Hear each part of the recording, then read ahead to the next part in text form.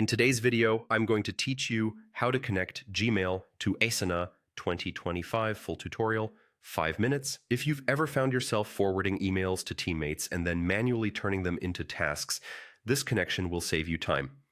We'll sign into Asana, open the right project, and activate the Gmail Rules app so emails can trigger actions in Asana automatically. Start by opening Asana in your browser and signing in. Enter your email address, select Continue, then type your password and log in. If your organization uses single sign-on or multi-factor authentication, complete those prompts as usual. Once you're in, you'll land on your Asana home or dashboard.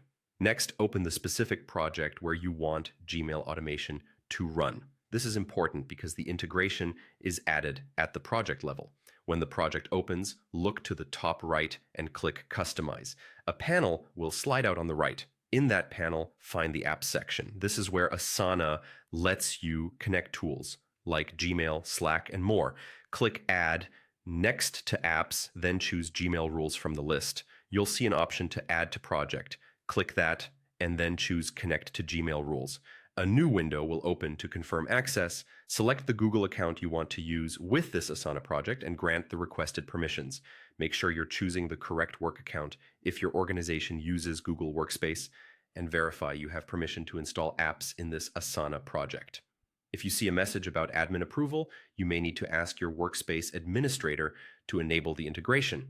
After you've approved access, you'll be returned to Asana. The Gmail Rules app is now connected to your project. From here, you can use Asana's Rules Builder in the same Customize panel to create automations that react to emails, such as creating a task when certain messages arrive or updating fields based on email attributes. You don't need to change anything in Gmail itself. The connection you just made handles the handoff behind the scenes. A few quick tips before we wrap up.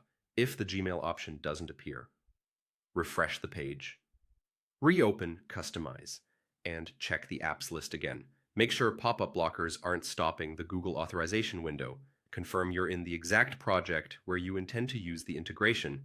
And if multiple teams share one inbox, align on labels or conventions so your rules act on the right messages. That's it.